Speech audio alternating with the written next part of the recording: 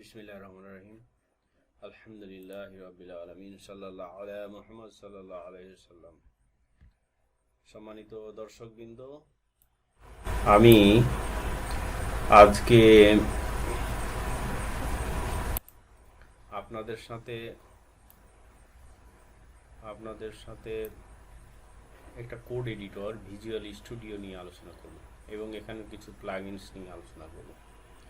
তো যাই হোক, এখন এটা আমাদের ডাউনলোড করে নিতে হবে। গুগলে যে ডাউনলোড ভিজুয়াল স্টুডিও কোড বললে উইন্ডোজের জন্য আমি ডাউনলোড করে নিতে পারবো। আমি অলরেডি এইখানে ডাউনলোড করে রেখেছি এই যে ভিজুয়াল স্টুডিও কোড। এটাকে আমি ডাউনলোডের মধ্যে ছিল, এটাকে আমি আর যে কোনো ফোল্ডারের মধ্যে এখন আমি রেখে দিচ্ছি।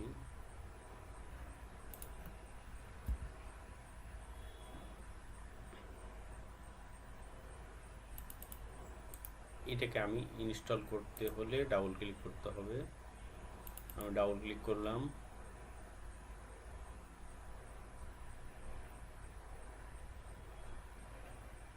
অ্যাকসেপ্ট করলাম। এটা সহজ, আপনারা সবাই জানেন। আমি লোকেশন চিনাই দিলাম, শর্টকাট একটা ডেস্কটপে চাচ্ছি।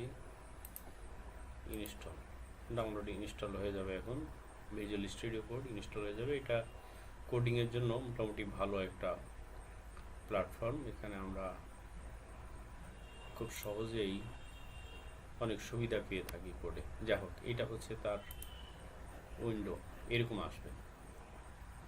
আমি এখন যদি কোনো ফাইল ওপেন করতে চাই বা কোনো ফোল্ডার খুলতে চাই, আমি এখানে ফোল্ডার খুলতে পারবো। এই যে create new folder, open new folder, বা ফোল্ডার তৈরি করা থাকলে এখানে আমি অ্যাড করতে পারবো। তো আমি একটা নতুন টেক্সট নিয়ে নিচ্ছি।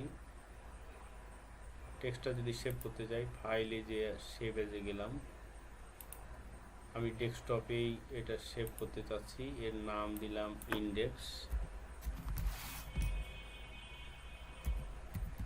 index.html।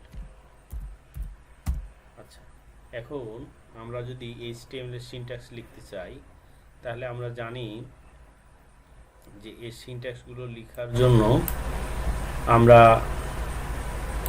এখানে যদি সাইন অফ এক্সক্লেমেশন অর্থাৎ ওয়ানের উপরে যেটা আছে সেটাতে ক্লিক করে যদি এন্টার চাপি, অটোমেটিক্যালি আমার এটা চলে এসেছে। এখন ফন্টগুলো যদি ছোট বড় করতে হয়, আমি ধীরে ধীরে এগুলো দেখাচ্ছি। তারপরে এখানে আমি কোনো একটা h1 ট্যাগ যদি লিখতে যাই, জাস্ট h1 লিখে এন্টার প্রেস করলে h1 চলে আসবে। আমি এখানেই কিছু লিখতে চাচ্ছি।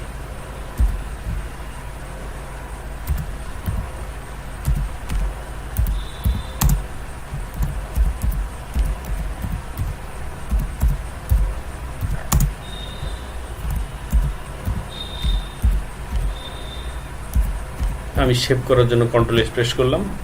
এখন এটাকে আমি রান করব, প্রিভিউ দেখতে চাচ্ছি। এখন প্রিভিউ দেখার জন্য আমাকে যেতে হবে রানের পর রান উইদাউট ডিবাগে যেতে হবে। রান উইথ ডিবাগে যাওয়ার পরে আমাকে যে কোনো একটা ব্রাউজার চুজ করতে হবে। আমি ক্রোমই চুজ করলাম। দেখেন আউটপুট দেখা যাচ্ছে। কিন্তু আমি যদি এখানে কোনো কাজ করতে চাই, যেমন এটাকে আবার হয়তো কপি করলাম, দিয়ে আমি পেস্ট করে দিচ্ছি, আবার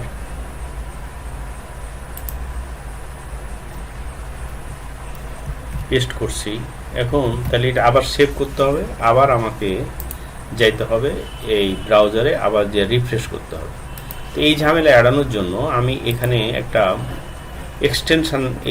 এক্সটেনশন আমি সংযুক্ত করতে পারি। এই এক্সটেনশনগুলোকে, এই যে বাটনটা দেখতে পাচ্ছি, এই বাটনে ক্লিক করে করা যেতে পারে, অথবা সেটিংস, এই যে নিচে সেটিংস আছে, সেটিংস থেকেও, সেটিংসের পরে যে এক্সটেনশন আছে এক্সটেনশন, অথবা কন্ট্রোল শিফট এক্স চেপেও করা যেতে পারে। আমি ইজিলি এখানে যদি প্রেস করি, তাহলে আমার এক্সটেনশনগুলো এখানে দেখাবে। আমি এখন নতুন একটা এক্সটেনশন করছি, সেটআপ দিতে যাচ্ছি লাইভ লাইভ, এই যে লাইভ সার্ভারে এসে গেছে। এবার যদি আমি ইনস্টলে ক্লিক করি তাহলে ইনস্টল অলরেডি হয়ে গেছে, হয়ে যাচ্ছে। ইনস্টলিং দেখাচ্ছে, ইনস্টল হয়ে গেলে ইনস্টলড দেখাবে, ইনস্টল হচ্ছে। হ্যাঁ, এর জন্য অবশ্যই নেট কানেকশন লাগবে। ইনস্টল এটা হয়ে গেছে। এটার কি সুবিধা, আমি ধরেন এখান থেকে বেরিয়ে গেলাম, বেরিয়ে যেয়ে আমি আবার যদি ফাইলে ক্লিক করি এটা চলে যাবে। আচ্ছা, এটাকে যদি এখন রান করি, রান করার জন্য আমাকে আর রানে বা ব্রাউজারে কোথাও যাওয়া লাগছে না। সরাসরি যদি আমি ওপেন উইথ লাইভ সার্ভারে ক্লিক করি তাহলে অটোমেটিক্যালি লাইভ সার্ভার চলে আসবে। আমি যদি এটাকে একটু ছোট করি, লাইভ সার্ভারটা বেশিরভাগ ক্ষেত্রে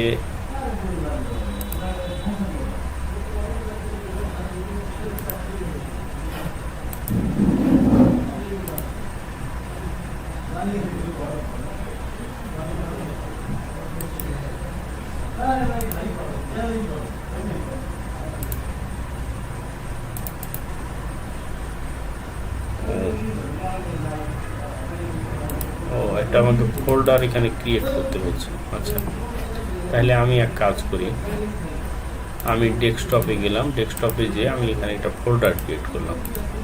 ফোল্ডারটার নাম লাগলাম HTML বা VS কোড লিখলাম, VS লিখলাম।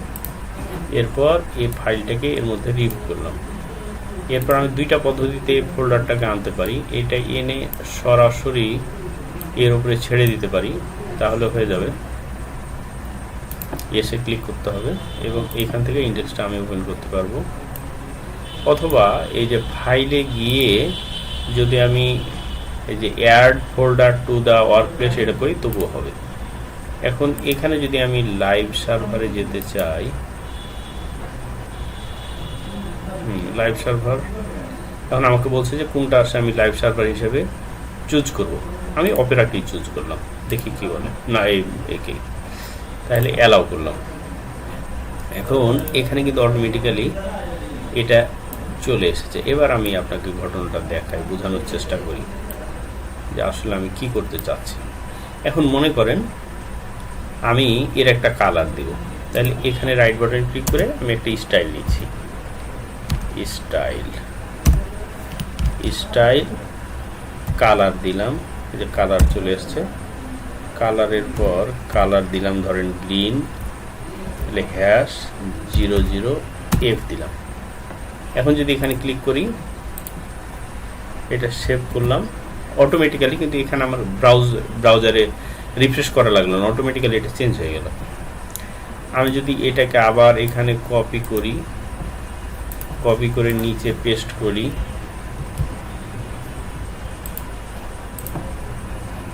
তারপর শুধু সেভ দিই, তাহলে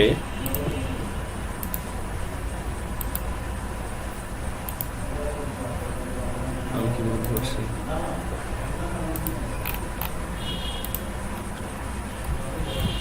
হ্যাঁ, অটোমেটিক্যালি কিন্তু এখানে চলে এসেছে সেভ দেওয়ার সাথে সাথে।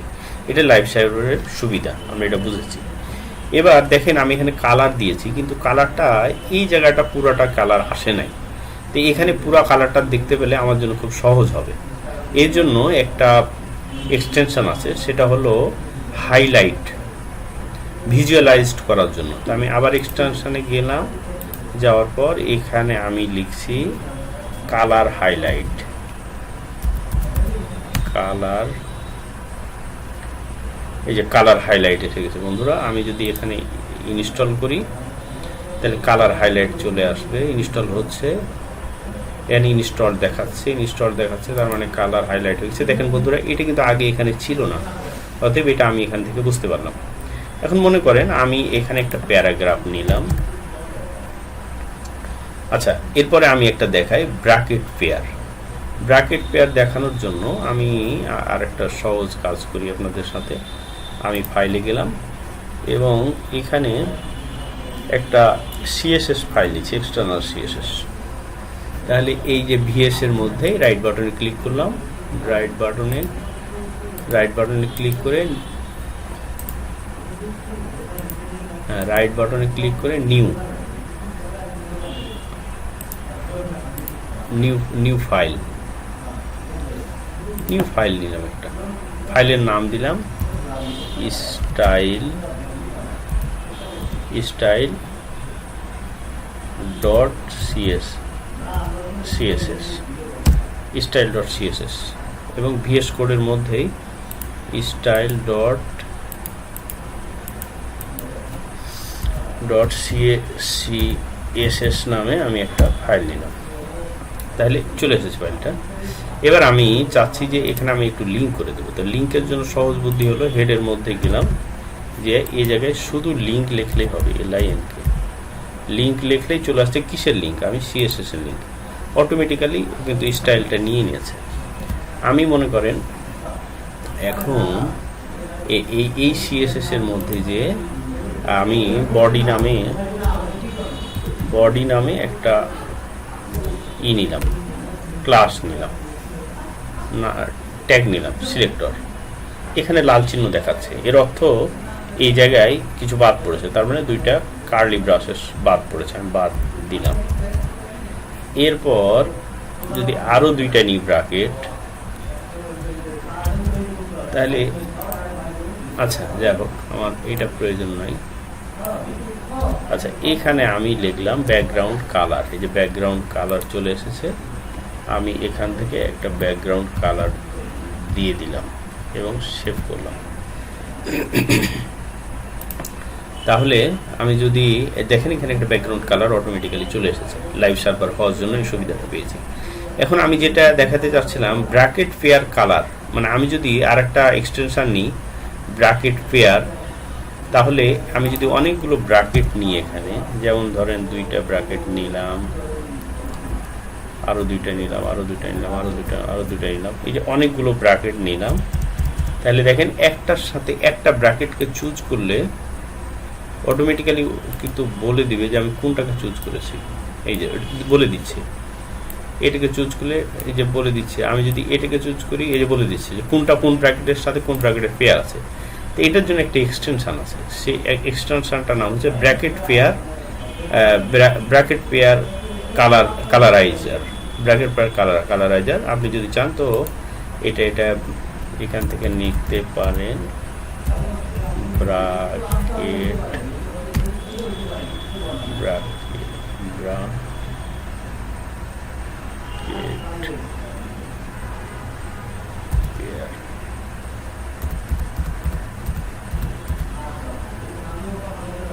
এটা ওই কালারের মধ্যে মনে হয় নিয়ে নিয়েছে, এই জন্য এটা আসছে না। যাই হোক থাক।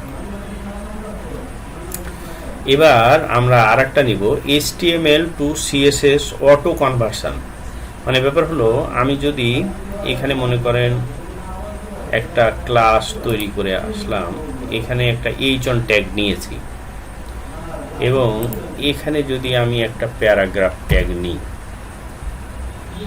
প্যারাগ্রাফ ট্যাগ নিলাম, আচ্ছা দরকার নেই, এখানে একটা ক্লাস নিলাম, আমি CSS এ যে একটা ক্লাস তৈরি করে আসছি,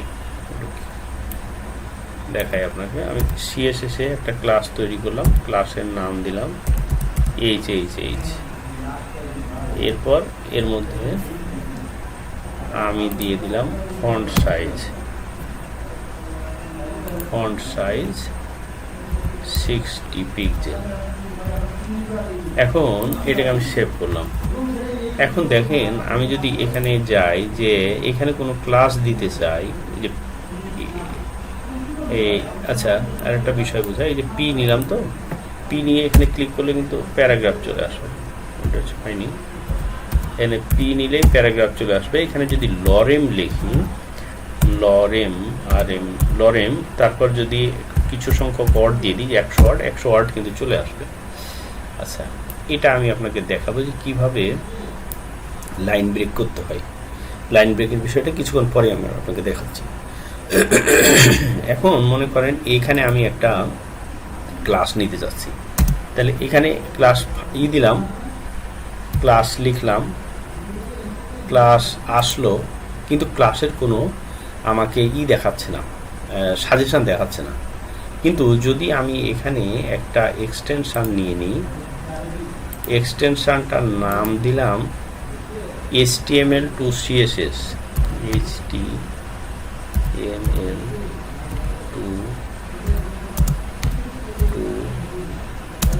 CSS, HTML to CSS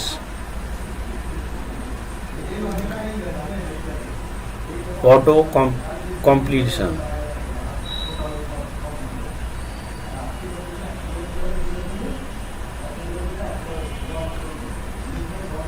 এই যেটা auto completion, HTML to CSS auto completion, এটা যদি ইনস্টল করি তাহলে কি হবে দেখেন। ইনস্টল হচ্ছে, ইনস্টল হয়ে গেছে। তাহলে দেখেন আমি এটাকে একটু রিফ্রেশ করে দিই, রিফ্রেশ করলাম। এখানে দেখেন এবার আমি যদি ক্লাস নিই, ক্লাস নেওয়ার পরেই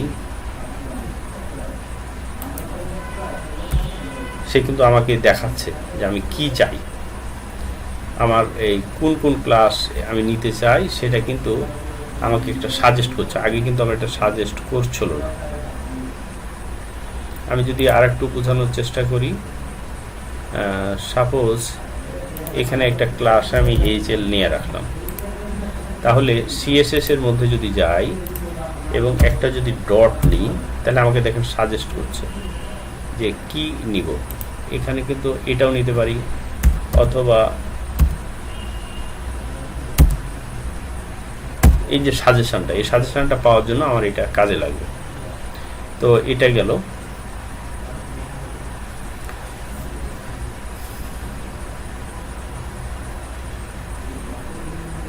এরপর এই যে লরেমের লাইনটা আমি অনেক বড় করেছিলাম, এটাকে যদি ছোট করতে চাই তাহলে কি করতে পারি, মানে লাইন ব্রেক। যেমন আমি আপনাকে খেয়াল করাই, এই যে লরেম, এটা আপনাকে অনেক বড় লাইন, লাইনটাকে আমাকে তাহলে কি করতে হবে, বারবার এখানে যাইতে হবে আর ইন্টার চেপে চেপে নিয়ে আসতে হবে। এটা একটা বিরক্তিকর কাজ। তো এটা করার জন্য আমার এখানে বেশ কয়েকটা পদ্ধতি আছে। তার মধ্যে একটা ভিউ থেকে একটা পদ্ধতি আমি করতে পারি, যে ভিউ থেকে ওয়ার্ড র্যাপ,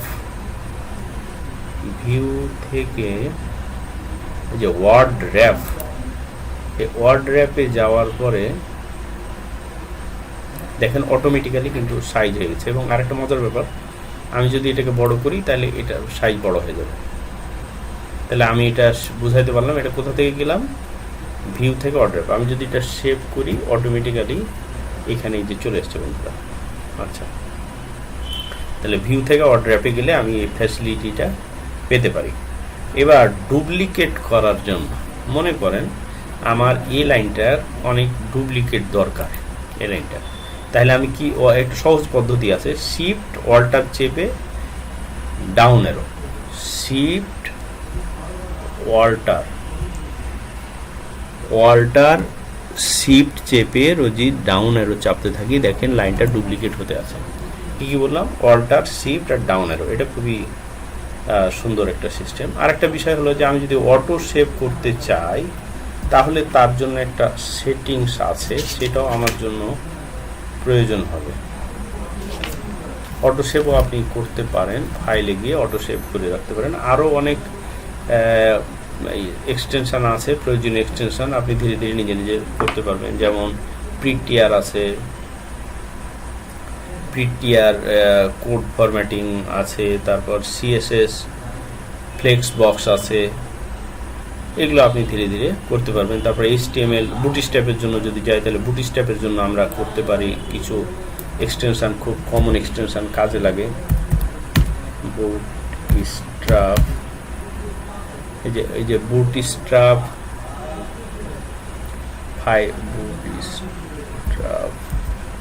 5 এর, হ্যাঁ বুটস্ট্র্যাপ 5 এর অনেক এক্সটেনশন আছে। যে স্প্লিনার, এই এক্সটেনশনটা কাজে লাগে, এটা আপনি করে নিতে পারেন, মানে বিভিন্ন সাজেশন দেখানোর জন্য এই এক্সটেনশনগুলো প্রয়োজন হয়।